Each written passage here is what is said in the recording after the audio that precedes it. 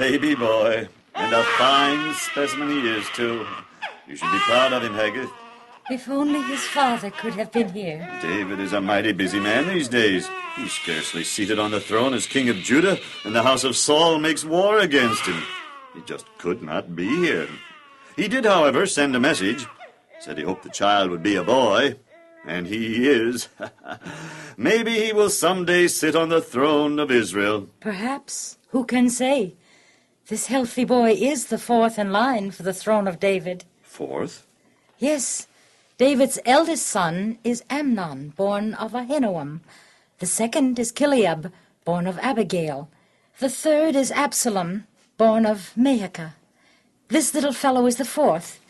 Still, in the course of events, this little man could become king. Who can say? I shall name him Adonijah. Adonijah, King of Israel.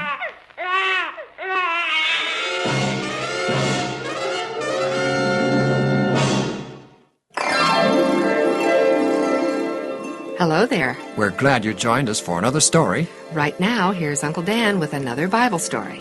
This particular story is recorded in 1 Kings, chapter 1. I call it The Fourth Son of David.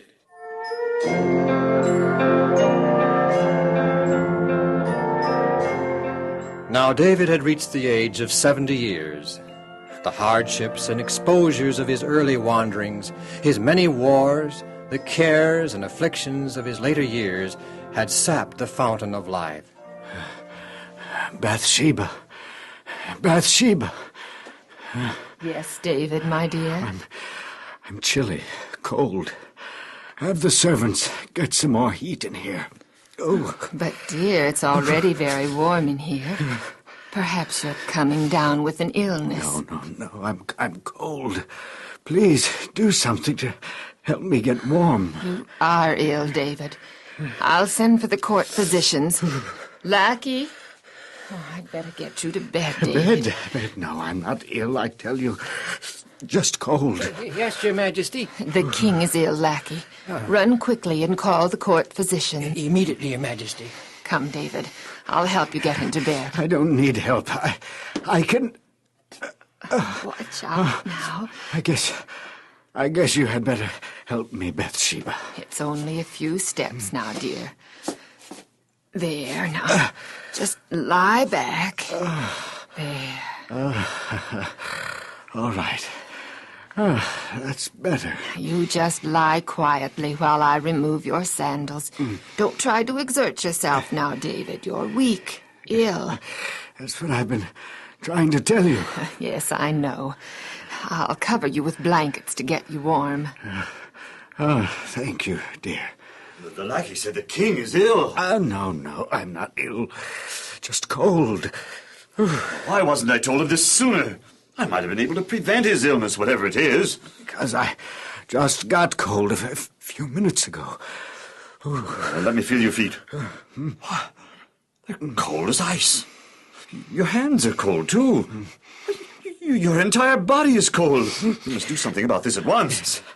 Yes, please. Please get me warm. Blankets. Where are some blankets to cover His Majesty? Here they are. Thank you, Your Majesty. And now I will... David never again regained his health and vigor. Still another shadow was to gather over the last years of David. Rebellion was about to spring up in the very shadow of the throne. Though the king's mind retained its clearness and strength, feebleness and age prevented quick apprehension of what was passing in the kingdom. Mother, at long last, I'm going to be the king of Israel. Is your father, David, dead? Oh, no, but I shall be king anyway. Oh, no, my son. You will never be king. I have never told you this, but the day you were born, I had dreams and hopes that someday you would be king. Yet even then I doubted it. For were there not 3 sons of the king older than you? You were fourth in line. But I am now first in line. Amnon, Kileab, and Absalom are dead. I am now the crown prince, and soon I shall wear the crown of Israel on this beautiful head of mine. As long as David lives, no one else will be king, only he. And it is already ordained of God and David, and accepted by the people, that when he dies, Solomon shall become king. Ah, but that's where you're mistaken, my mother. Solomon has been selected as David's successor, and you I don't know mean that. I mean what you said about no one else being king as long as David lives. That's where you're mistaken. You know very well that David will never permit you to take his place upon the throne. He won't try to stop me. My father David has never once, not once during all my life, told me what to do or what not to do. He's never corrected me, nor his other sons either, except Solomon. He may be powerful on the throne, casting fear and respect in the nations round about and with the people of Israel, but here at home he's a weakling, with no influence at all. Yes, that is true. But do you know why? He's a weakling at heart, no backbone, that's why. It's because of his great sin with Bathsheba. And because of that sin, he hesitated to correct his own sons, except for Solomon, for fear they will point a finger at him in ridicule. Well, whatever the reason, it is still true that Father will permit me to do whatever I wish, as he's always done. Even more so now that he's old and feeble and soon to die. Do you have a plan as to how to seat yourself upon the throne? A definite plan? A definite and carefully thought-out plan, Mother. Absalom had a plan, too, and look what happened to him. So be careful, my son, lest you too end up in the grave instead of upon the throne. I shall not make the mistakes Absalom did. I'm not going to rebel openly against my father the king. Neither am I going to start an insurrection. I am the crown prince, and King David is ill, about to die. My ascension to the throne will appear to be a normal succession of events, even though each step, each event, will have been carefully planned in advance. Are you going to tell your own mother what those plans are? Oh, my first plan, Mother, is to parade myself before the people of Israel. I want them to realize that they can be proud of me as their king. When the people have come to respect and look up to me, I shall...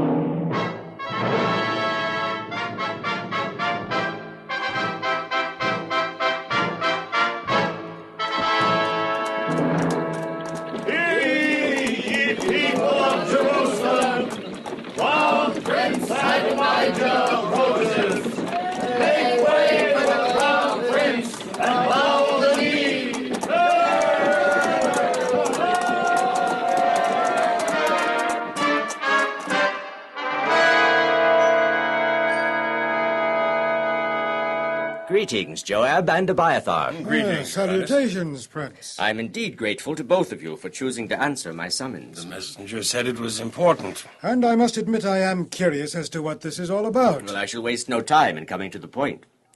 Gentlemen, over the years, both of you men have performed valuable service to King David in troublesome and difficult times. You've been very close to him. I'm sure that both of you who hold high offices in the kingdom are concerned over the fact that the king, in his mental and physical condition, is unable to give efficient rulership to the people. In the interests of all Israel, immediate steps must be taken to place a competent ruler upon the throne. What does His Highness have in mind? I have in mind only the well-being of our nation. Since I am the eldest living son of King David, I feel that it is my duty to take control of the government at the earliest opportunity, so that Israel will once again have the type of leadership she deserves. To bring this about, I need help. Joab, with your aid as Israel's commander-in-chief, I could count on the support of the army. And through you, Abiathar, the support of the priesthood would be certain.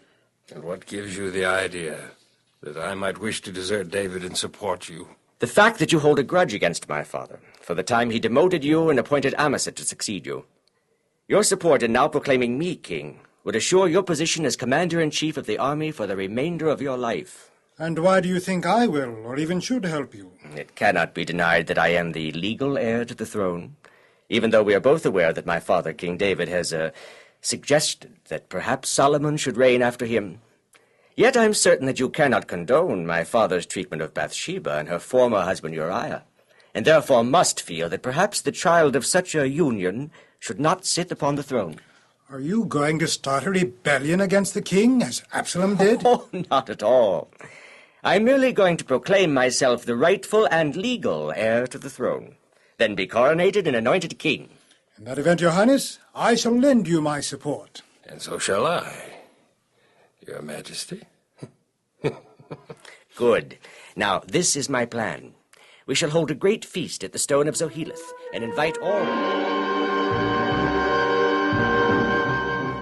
And when Nathan the prophet heard these things, he came and spoke unto Bathsheba. Greetings to Queen Bathsheba. May her highness live forever. Greetings, your grace. You wish to see me? If it please her highness. People of importance usually seek audiences with my husband, the king, not me. I come asking your help. Well, I shall be glad to help in any manner I can. Her highness is the only person of the entire royal household who has complete freedom to come and go as she wishes at any time she wishes. She can present herself to the king without previous permission. You wish me to see the king for you? Israel is in trouble, your majesty. The king himself is the only one who can prevent the trouble from turning into a terrible catastrophe. And what is this trouble you speak of? Well, at this very moment, Adonijah is going through the rituals of proclaiming himself king of Israel. Abiathar, the priest, is conducting the coronation ceremonies.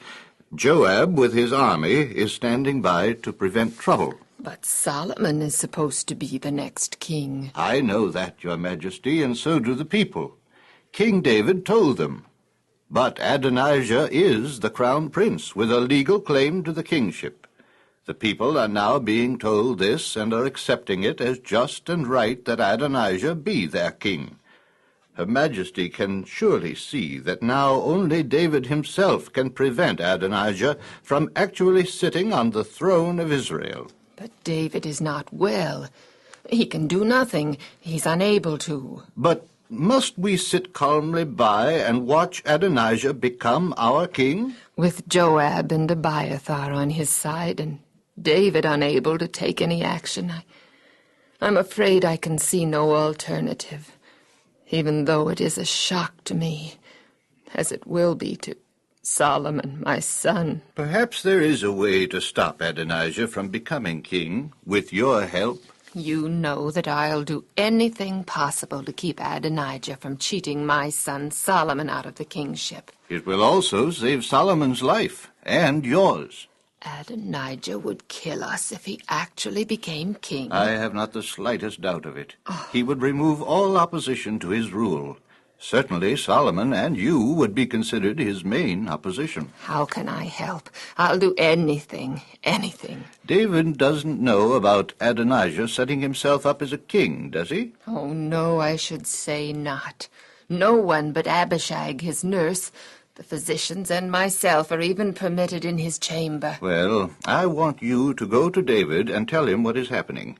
Then remind him that Solomon is God's choice, that he promised you and all Israel that Solomon would be king. And while you are still talking, I shall make my appearance and confirm your words.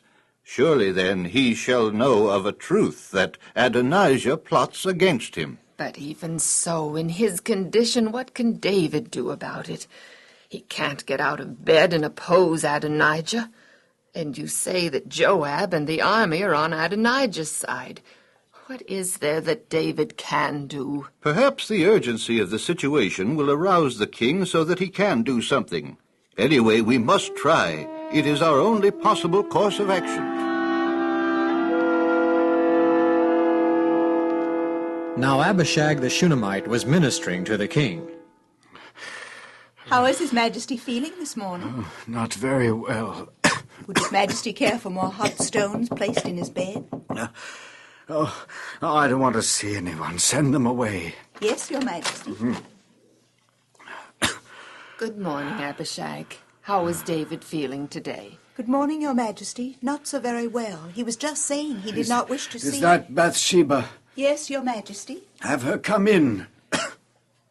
Thank you, my lord. Oh, Bathsheba, my dear, you need not do obeisance to me. I perceive you have a question. What do you wish? And you, my sovereign, must feel better. There's a little color in your face, joy in your voice. Your eyes are brighter, too, David. And you seem more like the... Bathsheba, you're looking at me through eyes of love. But I'm still having chills, and no one seems to be able to make me warm. Perhaps I could do something to make you feel more comfortable. Oh, everyone's been trying to help. The nurse, the physicians, everyone, but You didn't come here this time of day to nurse me. You want something. What? Oh, my lord, did you not swear to me and to the Lord your God that our son Solomon would reign after you and sit upon your throne? Of course I did, and he shall. My lord, the king does not know it, but another son of yours, Adonijah, already sits upon the throne, reigning over Israel. Adonijah sits on my throne as king? He has already gone through the ceremonies connected with the coronation services. No. Right now, the coronation feast is taking place. Who is back of him? Who of my court has deserted me and aids Adonijah? Abiathar, the chief priest, and Joab, head of the army. How dare Adonijah do this thing? He knows Solomon is to sit on my throne after me. All Israel is watching you, my lord and king, to see what you are going to do about it. They look to you to tell them who shall sit on your throne. If you let Adonijah reign, then it shall come to pass when my husband and king shall sleep with his fathers, that Adonijah shall put Solomon and me to death. No. Begging pardon for this interruption, Your Majesty. Yes. But Nathan the prophet awaits outside for an audience. Show him in. I am sure the prophet of God has important business with my husband, so with your permission I shall withdraw. Yes, permission granted, Bathsheba. Long live the king. Oh, my son, Adonijah, traitor. It's my fault. I failed him. I should have been more strict while he was young. Nathan the prophet, Your Majesty. Oh, yes, you may come in, Nathan. Long live the king. I trust my king is feeling better. No, right now, no. I've just heard bad news. What do you want? My lord, O king, have you given your son Adonijah permission to sit upon thy throne as king of Israel? I have not. He claims himself to be king. He has already slain the oxen and cattle and made sacrifices. And now the people eat and drink before him, shouting and proclaiming, God save King Adonijah. No. But myself and Zadok the priest and Benaiah and Solomon your son were not invited. Have I not served you well for many years? Oh, you have been faithful and helpful through these years, Nathan. Then why has my lord the king not told me that Adonijah is to be your successor to the throne? Send Bathsheba in. The king wishes Her Majesty's presence. Thank you, Abishag. My husband is kind to desire my presence. I want you and Nathan to hear and understand this. Bathsheba, my beloved wife, as the Lord liveth, that hath redeemed my soul out of all distress, even as I did swear unto you, Bathsheba, that your son Solomon would reign after me, and sit upon the throne in my stead, so shall it be this very day. Now. Let my lord King David live forever. I want Zadok, the priest, you, Nathan, and Benaiah, the captain of my guards, here in my room as soon as you can get them here. Do as I say. Begone, quickly. Long live the king. Long live the king. Oh, David, my love, you are wonderful. But are you strong enough to go through all this? Of course I am. Do me good. I'm already gaining strength. Abishag, bring the royal robes. I'll put them on and sit up. My last act for Israel shall be done properly. Nathan, you are a prophet of God. Zadok, you are now the only chief priest in Israel. As prophet and priest, each of you has the official prerogatives to perform the ceremony of anointing Solomon as the next king of Israel. But, Your Majesty, we cannot anoint Solomon now. Israel would have two kings. No, Nathan. For right here and now, I abdicate in favor of my son Solomon. Long live the king. Gather together as many members of my court as you can, and take them with you to Gihon, where I want the coronation services for Solomon to take place. Have Solomon ride on my own mule to Gihon. When the people see Solomon on that mule, they will understand that he is king. A wise move, Your Majesty. When you get to Gihon, you and Zadok hurriedly anoint Solomon. Then blow the royal trumpet and say, God save King Solomon. Solomon shall be king. After the anointing, do not tarry, but hasten back here to Jerusalem. Seat Solomon on my throne, and place the crown on his head, for he shall be king in my stead. I have chosen and appointed Solomon to be ruler over Israel and over Judah, and so shall it be. May I say something, Your Majesty? No, I am no longer king. I abdicated, remember? But go ahead and speak on. What my lord has done is good and right and just, and I'm sure the Lord God of Israel approves of your actions. And as the Lord has been with you, O king, even so may he be with Solomon, and make his throne greater than the throne of my lord King David. Yes, a fine speech, Captain Benaiah. But there's no time for speeches, only action. Begone, all of you, and place Solomon on the royal mule, and ride quickly to Gihon.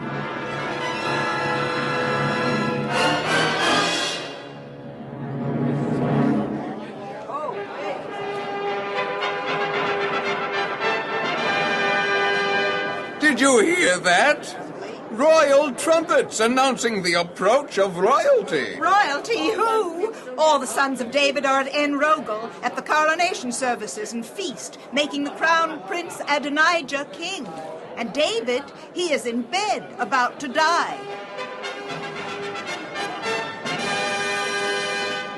Well, anyway, it is someone of the royal family. Who, I don't know, but say it must be King David himself. It can't be. I heard just a few minutes ago that he is still ill, growing weaker and weaker all the time. Well, just the same, I recognize that mule. It is the mule reserved only for King David himself, and no one else except the groom is even permitted to touch it.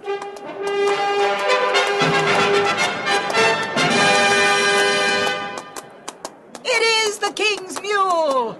But King David is not riding it. The rider is young, handsome, and... Say, isn't that Prince Solomon? Yes, it is. Prince Solomon rides the royal mule. But why? No one but David ever rides that mule. Well, there can only be one answer. Prince Solomon is now King Solomon. But I thought Prince Adonijah was being coronated and... A fake. It is obvious that King David has chosen Solomon to succeed him on the throne. Else he would not be riding David's private and royal mule. Oh, that's good enough for me. Solomon is now king of Israel.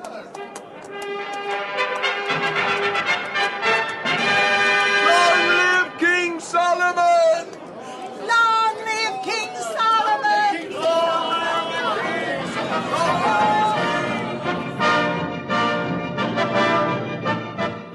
The procession with Solomon riding the royal mule arrived at Gihon, and Zadok the priest took an horn of oil out of the tabernacle and anointed Solomon. Then the trumpeters blew on their trumpets.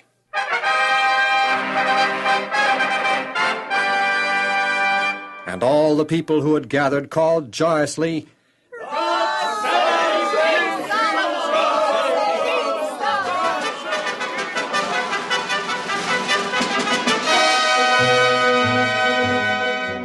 half a mile up the valley from this happy throng, another throng had just completed a ceremony and feast. Congratulations, Adonijah, Your Majesty. You are now king of Israel. Thank you, Joab.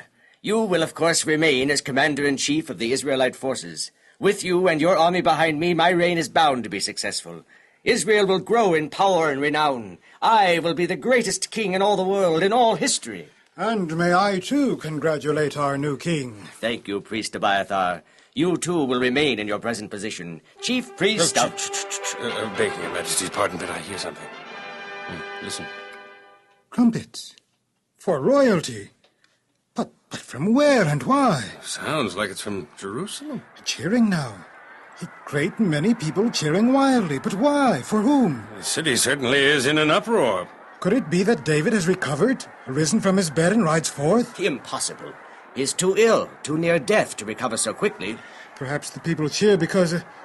No, they wouldn't cheer the death of King David. Whatever it is, it doesn't sound good to me. It rings of disaster. It forebodes ruin. Yeah? Oh, no, it's probably nothing at all. So come, let us go to the royal tent and prepare to return to Jerusalem, so that I may sit on the throne, put on the crown, and become in reality the King of Israel.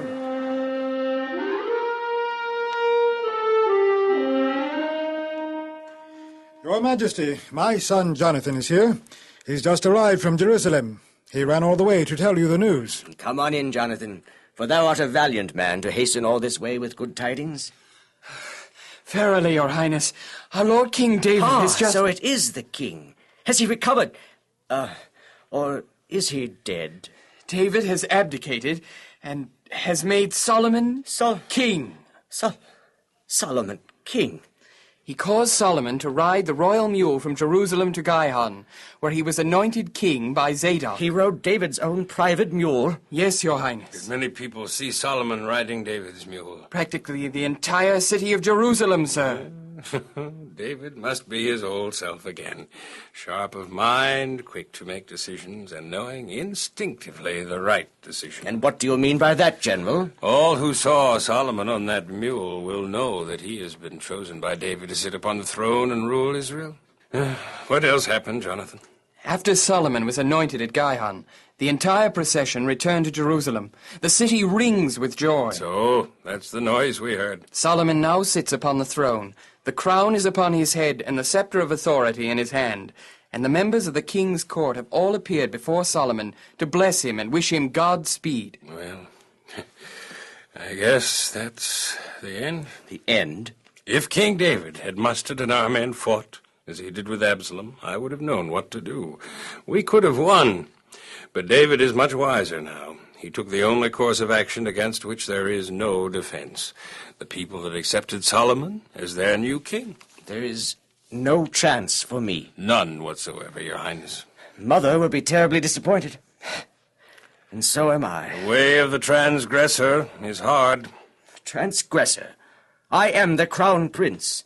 I had every right, legal and moral, to make myself king. His Highness knows very well that Solomon had been chosen by King David, by God himself as the next king. Your attempt to become king was nothing less than a revolt. And again I say, the way of the transgressor is hard. Death? I don't know. Would Solomon dare put me to death, his half-brother? As king, he dared do anything. But as long as David is alive, I doubt that your life is in danger. But me? I'm not sure. I may be condemned to an immediate death. Well, I'm of the priesthood, one of the two chief priests. Surely King Solomon wouldn't have me executed. Demotion from your high position, I imagine, will be your lot. And in the meantime, I shall hastily take myself hence, hide from the wrath of King Solomon. He is king, you know. Long live Solomon, the new king. King of Israel. Long live King Solomon. King Solomon.